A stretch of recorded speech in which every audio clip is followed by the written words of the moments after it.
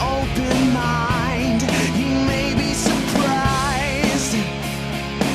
Yeah, gotta get away from this illusion. For the sake of the world, this delusion. It's gotta go.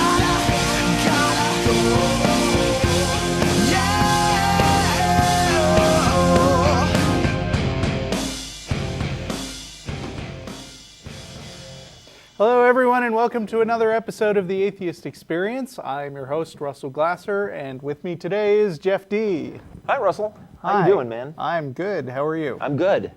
I'm sporting the full beard today because I had a ski vacation last month, and I just decided to stick with it for a little while. But I'm shaving as soon as I get home today. Today is Sunday, January 13th, 2012. We are a live call-in public access atheist television show dedicated to promoting positive atheism and the separation of church and state. We are based in Austin, Texas. We are available through live streaming video at ustream.tv.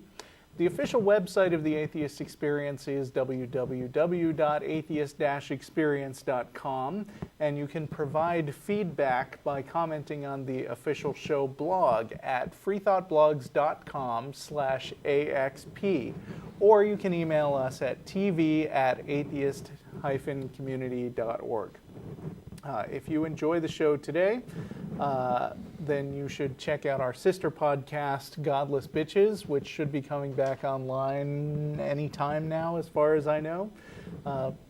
Let's see, you can find links at the Atheist Experience website, and as always, the cast and crew of the Atheist Experience will be going to dinner after the show at Threadgill's at 301 West Riverside Drive, arriving at around 6 p.m. And that does it for the announcements, and I don't think we have a special topic today, so are we going to launch right into callers? It looks like we've got a bunch of lines full, so why not? All right. Jethro in Houston. Hello? Yes, hi. Hey, how's it going? Fine, thanks. Fine. Yeah, I expected Martin and Russell. Well, I didn't know Jeff was going to be on. Sorry, you lucky you get Jeff. Yeah, that's right, dude. I love Jeff. All right. There's one. Anyway, yeah. Everybody loves Jeff. I'll say it right now. No, Raymond. Everybody loves Raymond. I don't like Raymond. Oh, okay. Okay. That Go was on. clever. Anyways, no, I know this topic's been worn out quite a bit on the show, but especially last week. Yeah. But Did you listen to? Were you? I hear you were on hold all of last week. Yeah, I was. Okay. For people who are just tuning in and didn't tune in last week, Matt and Tracy had sort of an epic call with a guy that was about morality and wound up getting featured this week on Huffington Post and rawstory.com and some other places. So that apparently a lot of people like that call. Really? I did not even realize that much. Yeah. Huh. Well, my call hopefully won't make it to the news, but that remains to be seen. yeah, maybe it will. I'm not sure, but I don't have that high hopes. But I'm calling specifically because of morality. I'm not calling as a conservative Christian or arguing for God or anything like that. I used to be an atheist in my teenage years for a couple of years, and I haven't converted per se to a religion. I'm not sure what I would even classify myself as because I'm doing a lot of research to just sort of find out the truth. But while I was an atheist, I really took it seriously, and I'm very interested in philosophy. I majored in that in college, and I am also obsessive compulsive to where I have a certain kind to where I have to analyze actions a lot deeper than most other people have to. Right. So I assume in college you must have read a lot of the social philosophers like John Locke, Jeremy Bentham, that sort of thing. Well, actually, I ended up switching my major because it had such a impact on how I functioned, because I got too lost in it that I wasn't able to actually function as well as I should have. And so I ended up switching to English. But what I'm saying is that for those period of time, I would analyze over and over again what kind of action should I take in these moral dilemmas throughout the day. And I genuinely couldn't find an answer as an atheist because I had no sense of objective morality. And I'm not saying that to bash atheism, all of a sudden y'all are immoral or anything, but there is, I don't know, the way y'all talk on the show and the way I hear a lot of atheists talk, they're very sure of themselves when they say that thing is immoral. The Bible, the Old Testament, that is immoral. Well, can I ask you, what answers have you found to that question as a theist? I'm actually not necessarily a theist. I would call myself an agnostic. Okay, so you still think there's no answer? Yes, but I'm searching. I believe there might be a God. I just don't know it yet, or maybe I will never know. But I mean, you don't really think there's an answer to the moral question, as far as you're aware. I don't think there's an answer to the moral question from an atheistic point of view. That much I've established. Yeah, maybe but I could be wrong. Do you think there's an answer from another point of view? I think it's possible. Yes. It's possible, but do you know what it is? Well, if I did, then I would surely present that world to you. I would say that, if you want to take the most popular religion in the States, Christianity, well, then there is some sort of moral answer there, even if you want to say as an atheist what they preach is immoral. If Christianity is in fact true, then I don't.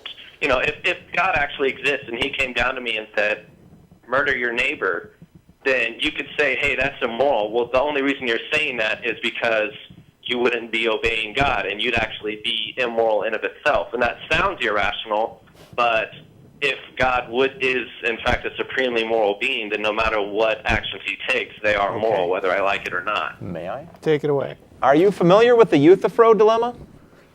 I remember reading about that in my freshman philosophy class. Okay, it's really important on that side of the question, on the question of whether you can get objective morality out of Christian divine command theory. Mm-hmm. And the answer is, you can't, not in any way that Christians themselves are going to be comfortable with. Because either the God, when he makes moral pronouncements, is just making it up, in which case that's not real morality, right? That's made up. It's arbitrary. You can say, well, you got to do it because he's so powerful, but that's just might makes right. Or else morality is just inherently objective. Moral rules are inherent in the nature of reality, and the God is just wise enough to know about them, and he tells us what they are. But in that case, he's not the author of them, which is what Christians want to believe, and that puts them in the realm of stuff we might be able to figure out on our own without even needing him. So however you look at it, a God's pronouncements cannot reasonably be the source of an objective morality. I can see how that can be correct, and I'd have to do some more reading on that exact dilemma myself. But you didn't. But you didn't call to get us to rip down Christianity. You want to know what's going on from the atheist side. And you'll get different answers from different atheists, right? Because the atheism is just the lack of belief in a God. Where you go after that, it depends on the atheist, right? Right. Atheism, from just having dispensed with gods, does not tell you what your moral rules should be. Me personally, I don't believe in objective moral rules as much as I believe in the existence of an objective reality within which we make moral decisions. Right, and And I would so, think, and so it's always a cost-benefit analysis. It's always and it should be a wise cost-benefit analysis, not just, well, if I stab this guy and take his lollipop, right? Does that benefit me at this exact moment? You've got to also factor in what the long-term consequences are going to be. right. Well, the thing I had a problem with is that, honestly, and I remember how I was as an atheist. I would even if I would sit down and just say theoretically, if I wanted to stab my neighbor, and I never did want to, and I never will, but if I wanted to, I could not find an actual reason to say I should not. I mean, I could say, well, it's illegal, or it's unlawful, or I'm hurting someone else's being, I'm ending someone else's existence. You're contributing to a culture where it becomes a place where stabbing one another becomes the norm. And is that the sort of place you want to live in? Or to ask it another way, don't just stop at saying it's illegal. Do you think it should be illegal? I mean, does it benefit you to live in a place where stabbing people is illegal? Well, and then you can go even deeper than that, though, is what I would say, is that it does. Is there even a reason I should want to benefit my own existence, or is there a reason for me to even continue my existence? Or it can go deeper and deeper and deeper, and that's the issue I have with atheism. Right, but you could say that with about all of philosophy. I mean, that's why philosophers have these concepts called axioms, where I think a reasonable axiom would be that, at base level, people really want to do things that benefit themselves and make themselves feel happy and comfortable. And if we can't even agree on that, then we don't have common starting ground in philosophy. And I mean, some philosophers would want to start by throwing everything out, and some philosophers would just say, look, here's something that we are pretty sure that just about everybody agrees on, so let's start there and reason from that. Yeah. I've heard that commonly saying, before we even begin a debate, let's agree that we're actually in the same reality. Earth does exist. I mean, I've gotten into some very complicated arguments with Christians who want to deal with presuppositional apologetics, and they say stuff like, let's not even start with the assumption that reality exists, or that reasoning, or that logical reasoning is legitimate, because in order to prove that, you have to grant that a God exists first. And they have no justification for that, very much like Jeff just pointed out that there's no justification for saying that in order to assume some basic principles of morality, you have to assume a God, because the God really doesn't solve it in the first place. Yeah. Well, if you do take the view, benefit my existence or benefit myself, could we not theoretically live in a society to where we all enjoy rape, I guess, and we could. Clearly not all of us, because those being raped, I guess, would not enjoy it. But right. So that's not something that everybody agrees on, actually. Right. And the fact of the matter is, there have been a wide range of different kinds of cultures throughout human history, right? And many of them, from our perspective, the way we have organized things for ourselves, we look back and say those were horrific, right? And we wouldn't want to be part of that. But for the people living in those places, that was the norm for them. I don't think there's any evidence in history of absolute external moral standards that we're trying to discover and force everybody to abide by. I think it's more a question of, we're in a universe, things happen, our actions have consequences, we have relationships with each other, and in the context of that complicated situation, we're trying to chart a course that will be acceptable to the most people. Right, and what theistic people want to do often in these arguments is set up a false dichotomy where they say you're either going to have theistic morality, which makes sense, or atheistic morality, which doesn't make sense. And as somebody who's studied philosophy, I'm sure you of all people appreciate that, you know, how should we behave is an incredibly complicated moral question. And theism is just one out of many proposed solutions that people have come up with, and it's not even a particularly good one as far as we can tell from the practical results. Primarily what it's got going for it is the easy answer, right? You invoke the divine command theory. You said the God said A, B, and C are good, and D, E, and F are bad, and bam, you have to obey that now. And as long as you don't look too deeply, as long as you don't apply the Euthyphro dilemma and see that the whole thing is kind of a house of cards, you can have a society where those are the rules and that's the way everybody will behave and it doesn't get questioned, right? You've got an easy answer to morality, but is it really the best for everyone? That is not how you construct a society that is the best for everyone. Yeah, and for every argument that you could make, like calling into question the basis for so-called atheist morality, like what if you had a culture where everybody said rape was a good thing, except the victims?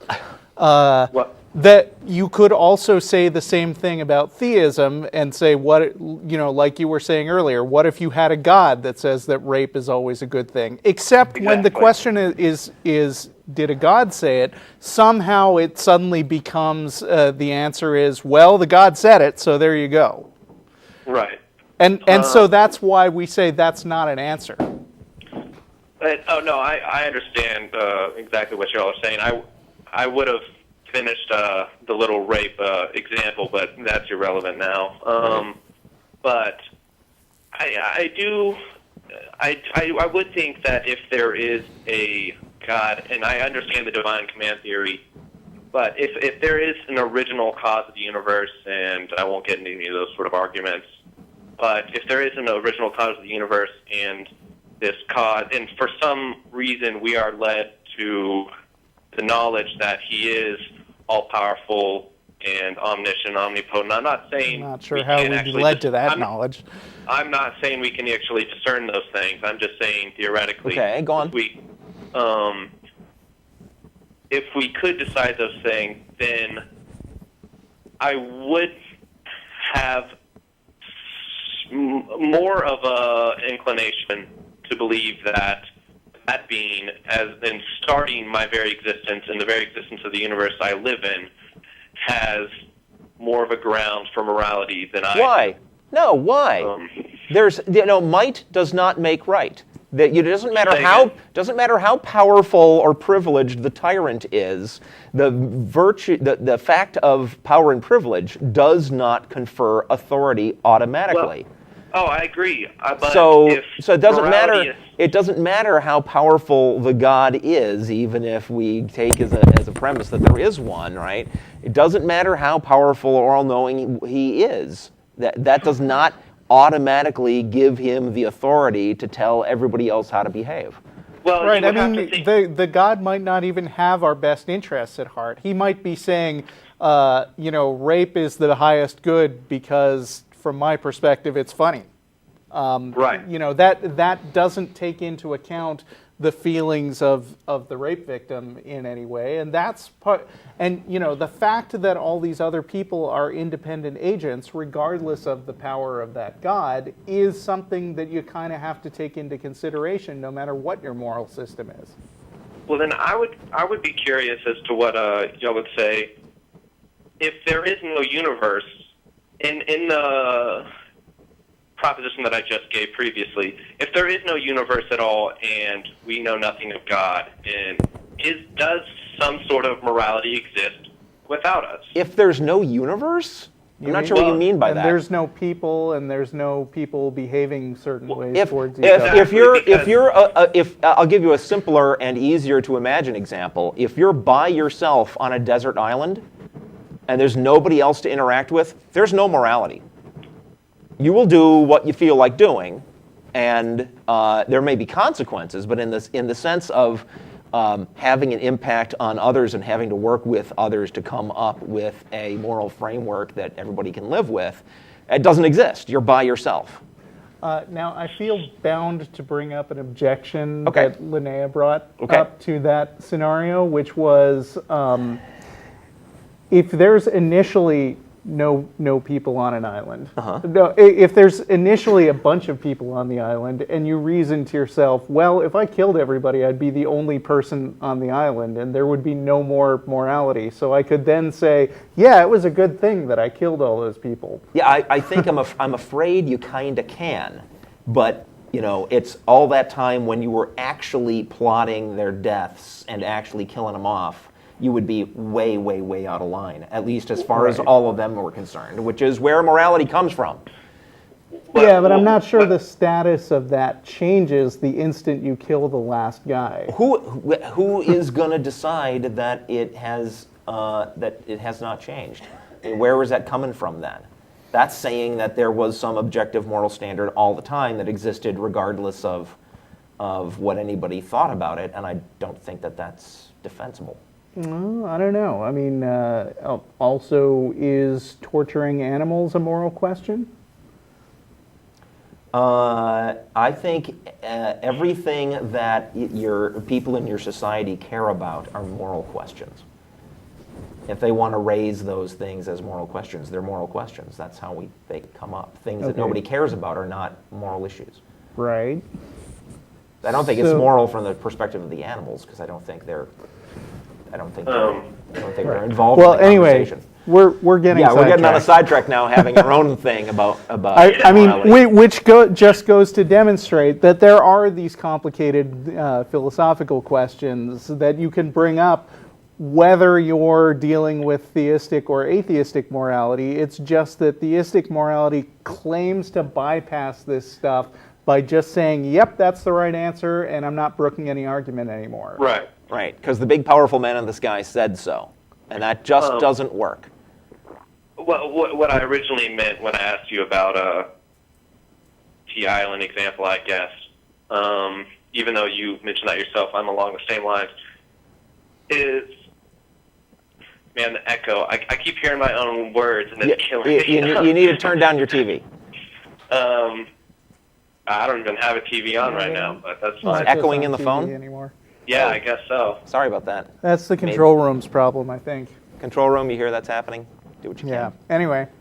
Anyways, but what I meant by that example is, I'm curious as to whether, do y'all believe morality, if there are no people, if there is no universe, would morality exist in the same sense that a lot of mathematicians would argue that math and logical reasoning exists external of our actual existence?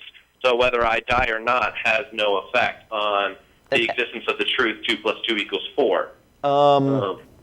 If there's no universe, I'm not sure what the context would be in which you would examine the proposition 2 + 2 = 4 and determine whether it was valid or not. If you got no universe, you'd have no things to make 2 and 2 of to make 4. Perhaps, so it's kind of rendered irrelevant. And maybe that's what I'm saying. I should make it a little simpler than to not say universe. Let's just say humanity does not exist anymore. There are no more humans.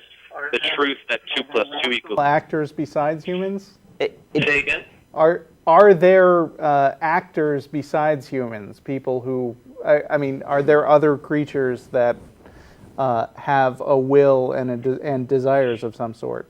No, we can. No consciousness left. I would say in a universe with no conscious entities, but one that we're talking about, as long as it's got natural laws, we will then be able to talk about it, and we can say 2 and 2 = 4 in that universe because we're talking about it, and we have an understanding of what that means. There's not going to be anybody there saying that because duh. So you do think it takes some sort of existence to actually acknowledge 2 + 2 = 4? It doesn't. It's not. Acknowledge it. Yeah, acknowledging is a thing that conscious entities do. No, I agree. I understand what you're saying. I was just curious what your answer would be. Okay. Well, I won't take up any more time of your show. Okay. It was a very interesting call. Yes. Thanks for All calling. right, I'll talk to y'all later. Have a good one. Feel free to call back. Stotch in Pennsylvania. Oh, hey guys. Hey Russell. Hi. I don't know if you remember me. I called in a while ago, and I talked with you and a lady about supernatural stuff. Did I wind up irritated on that call? No, I don't Okay. think so. Good. Because if you did, it's probably going to happen again. Yeah, those patterns tend to repeat themselves. Well, I get. Sorry, get I don't kinda- remember everybody who calls, but Okay. I'm sure I'll remember eventually. Well, I get kind of nervous, so I'm sorry if maybe you have a hard time understanding my point, but I saw a program about Big Bang, and I didn't know much about it before I saw that program, and I was wondering if most atheists, if they believe in the Big Bang, if that's how they believe the universe was created. I can't honestly say if most atheists believe in mainstream science, Well, how about- but I how would about you I would guys? assume that the ones who do, and I include myself, agree that that is the most likely scientific conclusion given what we know right now. And my physicist friend's shaking his head, but tough. Like the show said that the Big Bang was the start of the universe, and that's how the universe Well, was it created. was the start of the universe as we know it. I mean, technically, under the Big Bang model, there was stuff which was basically the universe before then, and the Big Bang describes everything that happens moments after it started expanding. Yeah, so that's what I don't understand, because like there had to be things here before the Big Bang happened, right? First, like something had to go bang, right? Yeah, before is a tricky thing to say, because in that model, time and the universe come into existence simultaneously. So talking about things beforehand is weird, right? Because there isn't time for anything to exist in before then. But then something Because still there's have no- to be there. There, I said before, huh? Like something still had to be there, right? There was something there, yes. Well, then how do you two guys think that came about? You realize this is not a science show, and we are not scientists, right? Right. No, I'm asking what you two guys as atheists. What's your explanation for? Well, I mean, the one of beginning the everything? things about Atheism does not encompass a specific set of scientific propositions. Atheism is just, we don't believe that there's any gods. Now, everything after that, every single one of us you talk to could tell you something else. I think that if you have questions about Big Bang cosmology, you should, watch more shows about it, where probably they will get around to some of these issues that you're concerned about, or better yet, talk to somebody who already knows this stuff, who can explain it to you better than us. Right, but also as an atheist, I don't make a habit and as a person who's interested in dealing with scientific conclusions, I don't make a habit of making stuff up to fill in the gaps of things that I don't know, like, for instance, a magic man in the sky. Yeah, well, when I called you guys last time, like you said that you had a lot of good points. You said, like, I asked you how you guys got here, and you said because your parents had sex. But that's not really, that's how you got here, but Well, that's the question. they came before you, and their parents came before them. So I'm trying to think, it doesn't make sense to me where it all began if you take God out of the picture. Well, how does it make sense if you put God in the picture? Well, because God created everything. Well, so where did God come from? Well, because he's a God, and he's the only God. So you're just using the word God as a special exception that's exempt from your rules as a But it thing that seem doesn't like, need a beginning. Well, that's that's a theory I have of how everything came Don't to be. call it a theory. It's not verified by experiment in any way. It's a guess. Well, another thing is how complicated everything is. Like you take your Okay. brain, for Is example. the God and- complicated? Would the God be complicated? I don't know, because he's the only God, and we can't take him to examine him. So you don't know and you don't care. How do you know I that he's... care. I'm trying to Wait a minute. I'm trying to get some answers. But Stutch, how do you know he's the only God? How do you know he even is a God? How do you know any of this stuff? Well, science, at least, I mean, we don't want to... What we want to do is deflect these questions about physics because we're not physicists, okay? And we can't give you good answers. Now, you're willing to talk about all this stuff with gods and things, but when you get right down to it, you don't know any of that. You have no evidence in support of any of that. All you've got is stuff you've been told and your own guesses. And that's fine, you're entitled to that, but it hardly compares to the discoveries of science that are painstakingly discovered by years and years of rigorous, careful research. It doesn't compare. You can say, well, I don't know how it could be anything other than God. That's not because you're not one of the guys that did the science that has come up with answers that replace that. Well, when I look at things like the Big Bang Theory, it kind of seems to me like the same as if you just threw a bunch of stuff in a blender and turned it on, and it produced like a human mind, which is I like don't think a you really paid supercomputer, attention to and that it's show not- you were watching. It doesn't really. And because it seems that way to you, do you assume that is therefore what it is? I don't understand what You said it seems to me like the Big Bang is just a bunch of stuff thrown in a blender. Okay, fine. That's how it seems to you. That is. But does that mean that's what it is? Yeah. No, that's how it happened, no. No, actually, no. Go watch more science I saw programs the program, and watch. that's what it says. Everything. It said All right, the- if you're it if you're blender- bound and determined to refuse to educate yourself No, and I instead thought it was latch on to your personal impression of No, it's not, because it was a one science science program. program you watched, And it said that everything exploded, and then the gravity spun it around, and then that made the galaxies. go learn more and science. the Thank you for planet- your call. What do we do with that? I don't know. Good grief. Okay. Nick in Mount Pleasant, Michigan. Oh, And okay. turn down your Yep, whatever I just audio got it. device. Okay. Hi, Nick. What's up? Sorry, that last guy got me off track for a sec. Well, hello to you, Russell and Jeff. Hi. I have two questions, and I actually gave them to the screener in the wrong order, but they're related to each other. The first one is, I have a friend who, he's an atheist, but he used to be a theist, and he's quite an impressionable fellow, I would say. Basically, if you show him a video and you use big words and inspirational music in the background, or it doesn't even have to be inspirational, just eerie and mysterious, he will believe basically anything. And that's why he got into religion, and then quickly got out because he started asking questions, right? But the problem is now he's into a lot of different type of pseudosciences. And me personally, I'm going to college to be a astrophysicist. I'm in undergrad as a physics student, and I usually am able to skirt aside all of his ideas and all the 2-hour videos that he sends me of the spirit sciences and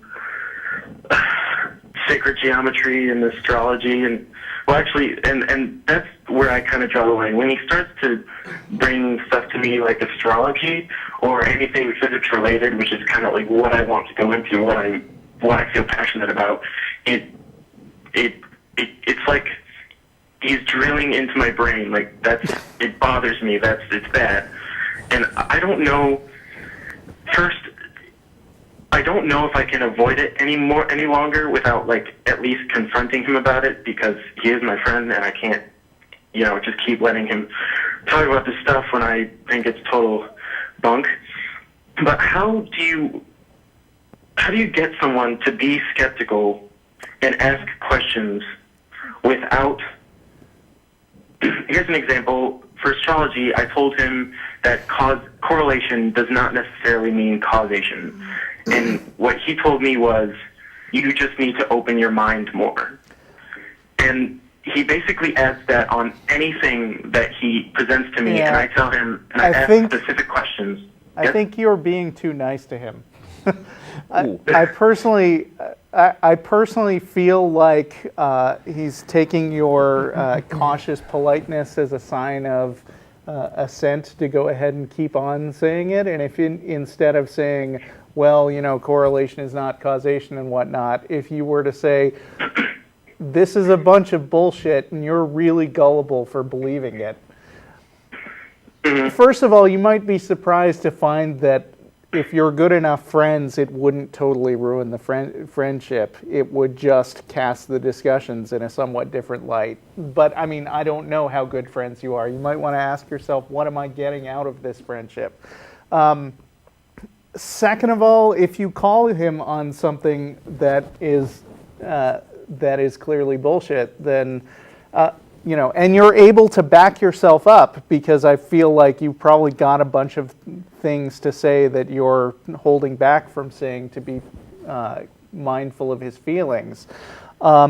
He's probably going to wind up realizing that if he's going to bring this stuff up with you, then he's going to get into an argument every time. So either you both find the arguments enjoyable and they keep happening, or one of you just winds up backing off and maybe you don't talk to each other, or you have sort of a gentleman's agreement not to talk about this anymore. I have an actual specific suggestion.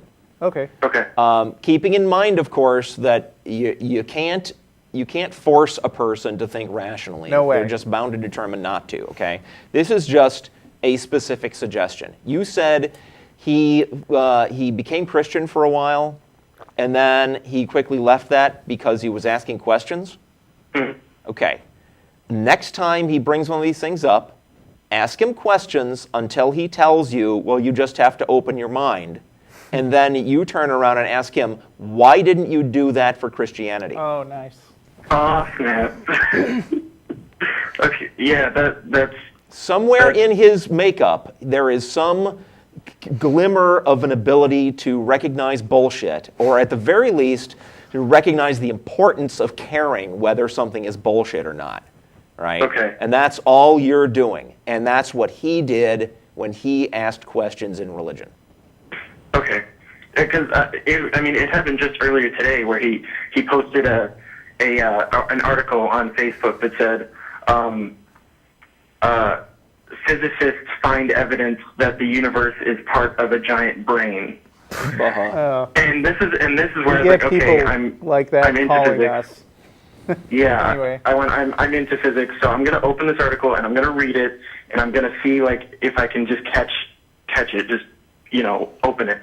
So I opened it, I read through it, and all it was saying was some scientists and these scientists and these physicists, and I'm like, it doesn't even say who these some scientists are. Right, and in that situation, if I was interested in arguing with this guy, which I bet I wouldn't be and would just stop following him, but if I were, I would look at that link and say, this article is not very specific. Do you know which scientists they are? And that sort of puts the onus on that guy to actually fill in the gaps that the article has been leaving, because the article is being sloppy and you're letting him know that he can't just get away with referencing some vague authority that makes claims that it doesn't even back up.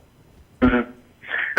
I guess you are right. I am being very, very nice to him, but I think I've learned throughout our friendship that he gets incredibly defensive when you do attack his beliefs. Well, tough. So he feels as though he says my beliefs are dynamic and they're not static and they're always changing, but he's the only one that can change them.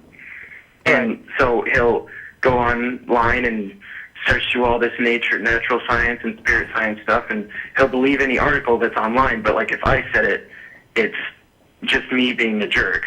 Right. And he'll be annoying about it, but maybe you're right, and then I'll definitely take your advice in mind. Well, and, like I said, I assume you have your own very good reasons for staying friends with this guy. I don't know them personally. I'm just a friendly guy, I guess. Well, you can be too friendly. Yeah. I mean, there's a finite amount of energy you can devote to the relationships in your life, and you know, if this guy is not worth it, then that's not your problem to make it worth it. Okay. Yes, that has occurred to me.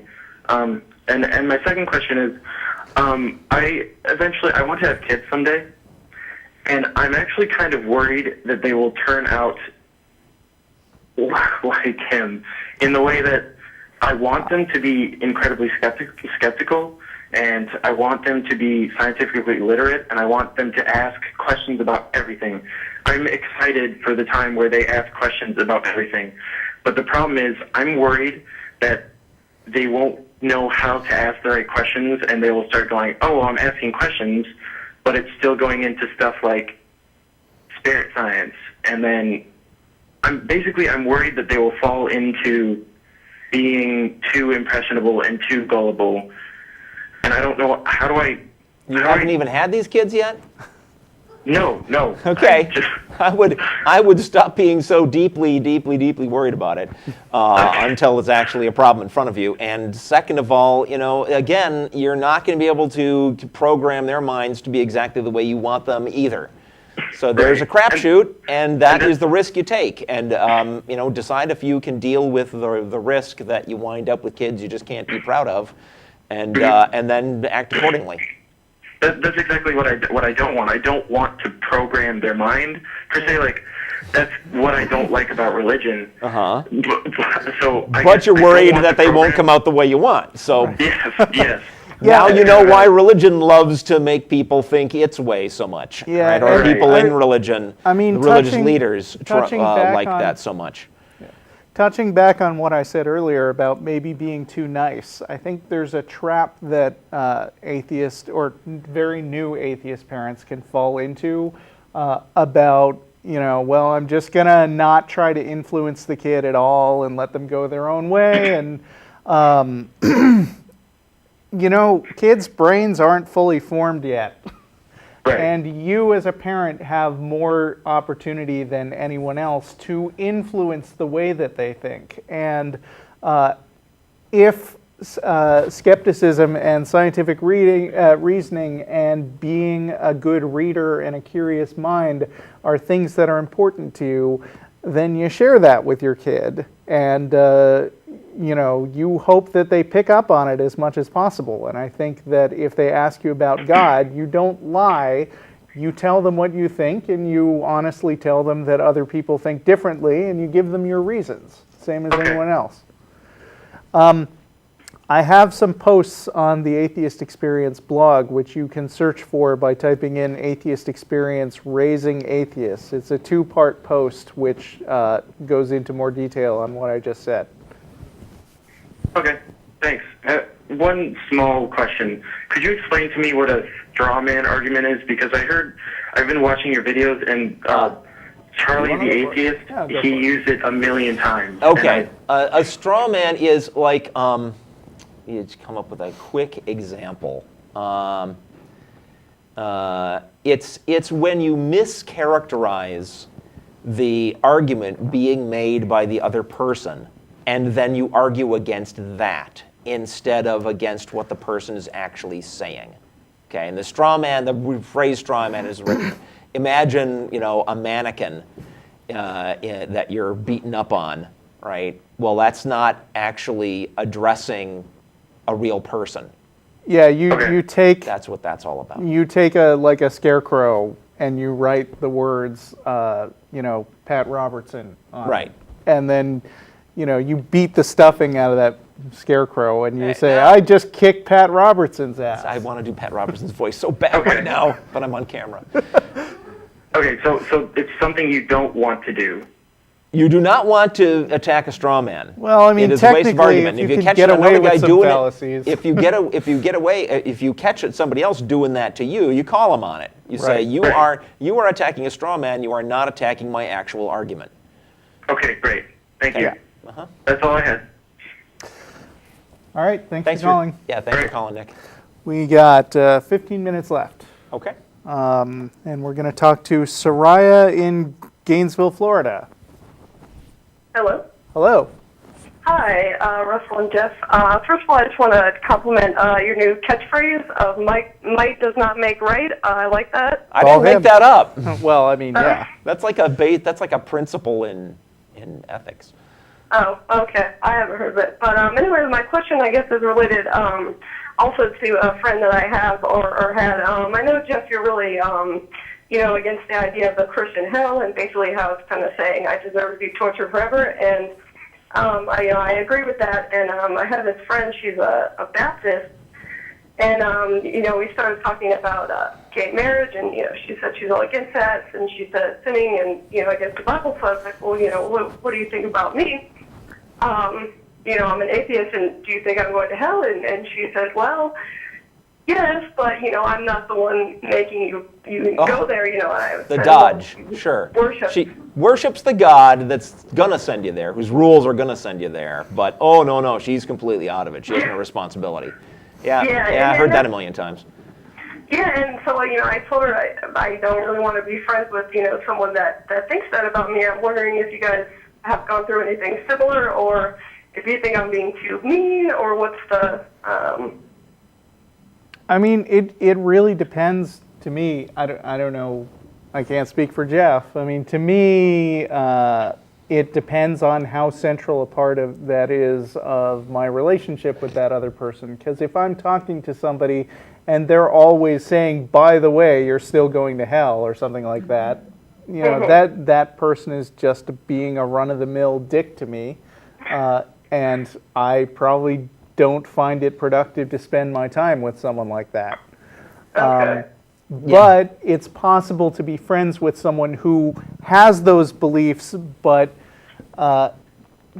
tries not to think about it at least. That's a courtesy of some sort. I mean, if you don't want to make if you think that your religious differences will never be resolved, but neither one of you wants to make it a central issue between you, that can work. Jeff? Okay. By the time my atheism became important enough to me to care about things like this, I was already not hanging out with pricks like that. So I haven't actually been tested. I haven't had a friend who believed I was going to hell for me to find out. But my impulse is that I don't care whether they talk about it. If it ever comes up once that they're worshiping an invisible friend who they think is going to send me to hell and that I will therefore deserve it and get what I've got coming to me, that is not my friend. I can't imagine, even if they never ever say it again, that's not a friend by my standards. Okay, I would tend to agree. All right, well, thank you guys very much. Okay, thanks. All right. Thanks. Of course, if I was that horrible a person that I did deserve it, I can imagine having a friend who merely recognizes that I actually am completely irredeemable and deserving of eternal torment if I really was. I suppose I could imagine that. I suppose even right? if you had a friend that who person was might want to, mop my forehead or something and be kind to me, even though I'm getting my just desserts. But since I'm not so evil that I deserve eternal punishment, there's no way that a friend can think that I am.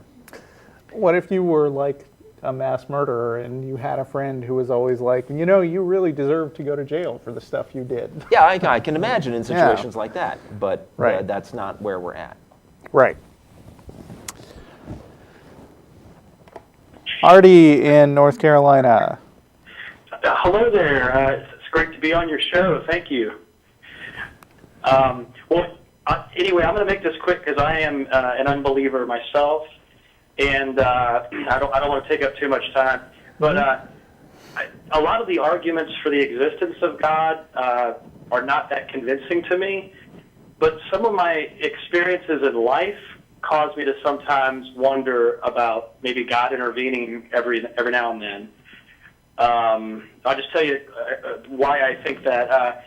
My grandmother died about 15 years ago, and I was on tour with a musical group at the time, and we just happened to be on tour in Rhode Island where the funeral was on the day that the funeral happened. So I was able to, take the day off and go to the funeral. And there were a lot of other really weird things that happened that just seemed a little too perfect. Uh-huh.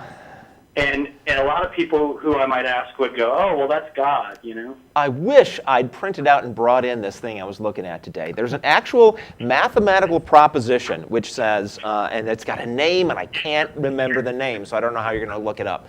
I'll try to remember to bring it in the next time I'm on the show. But if you go with the definition of a miracle, that it's a thing that happens, it's like 1 in a million chance of that thing happening.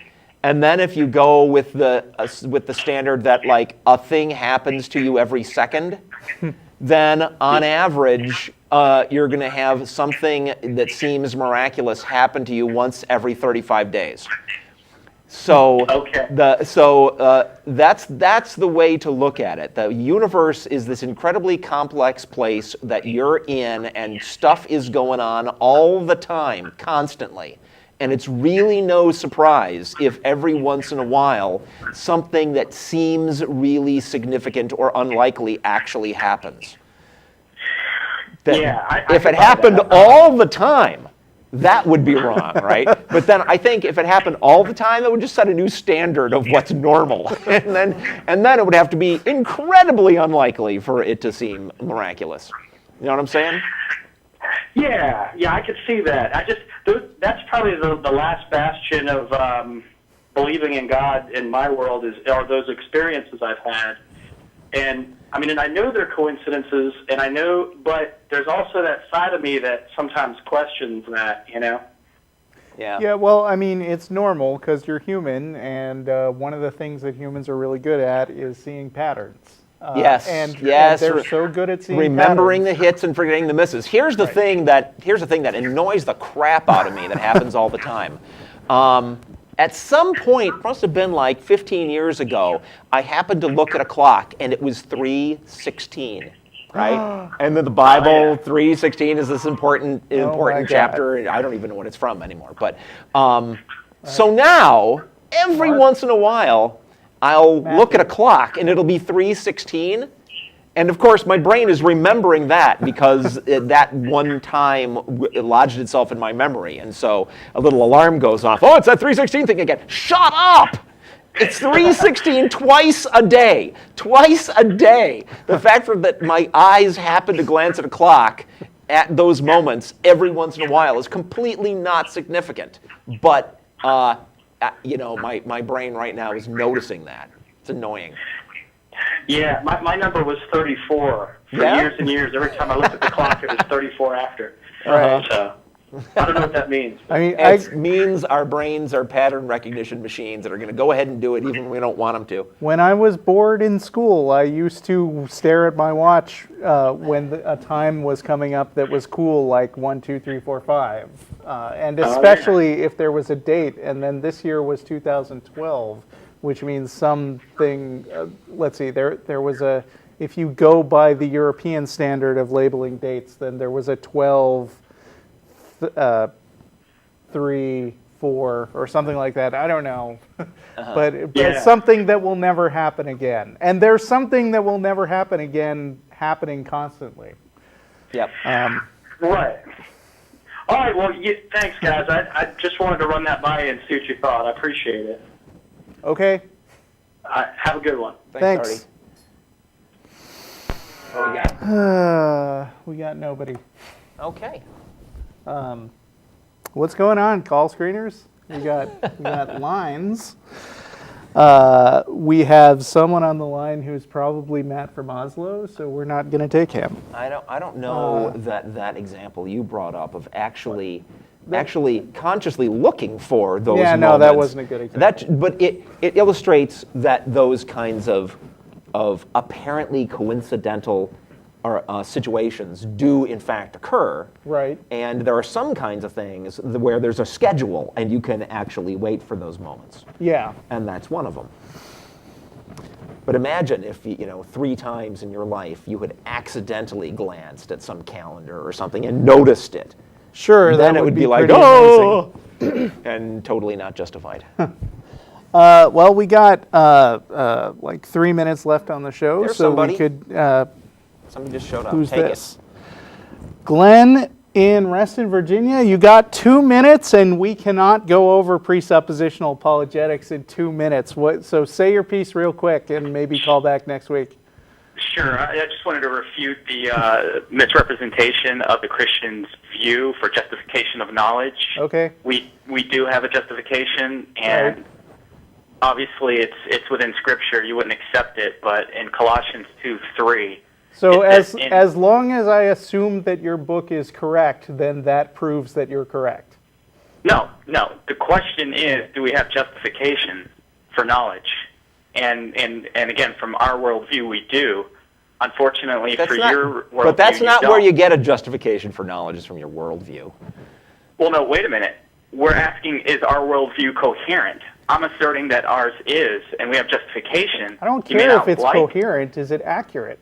I mean, Absolutely. Narnia is coherent. Internally consistent is not the same as, actually accurate in the greater sense of the universe. Well, wait a minute. We're talking Not about impressed. epistemology. We're talking essentially about epistemology. How do we know what we know? Uh-huh. I would ask you, how do you know anything from your worldview? How do you avoid an infinite regress? You How can't. do you? Oh, again, knowledge from God. Yeah, no, dude, you How do made you that know up. that you've got that? You just made No, that up. no. Again, no. That's your assertion. Again, we're asking, are we justified? You're welcome in to knowledge? demonstrate that your God actually exists. Well, wait a minute. Again, you're asking me to demonstrate. I'm giving you the logical Right. reasoning. You're giving me you're the not giving circularly logical logical reasoning. Yes, you certainly are. You're just again, If the saying God you know exists, a thing then is the true. God can do a thing that makes it so you know that he exists, No, and round we go. No, that's Okay, incorrect. I think we're Again, done. All right. You You can go back and reread my debate with Pastor Stephen Feinstein. It's in 5 parts. It's on the blog, and it was incredibly tedious. Yeah, totally not impressed, dude. And read some more. Read it anyway, because it's... also, there's this other blog called Evangelical Realism, which is doing it sort of a rerun of my debate with Pastor Feinstein. He's reading through all of Pastor Feinstein's side and nitpicking it all from a different angle. Oh, boy. So I would look that up, because he's entertaining, or at least he does at least as good a job as I did, if you think I did a good job. And I'm going to say that's our show. That is our show. That is I our think when show. you say Look, that, you are credits. accurate. Come to Threadgills if you would like to. If you're in the area, you want to hang out with some atheists, then we're going to be there after the show. And thanks all you guys in the control room for making the magic happen. Thank you, Jeff D. And all you guys in the chat room for not doing anything but listening to us and typing words. Yep.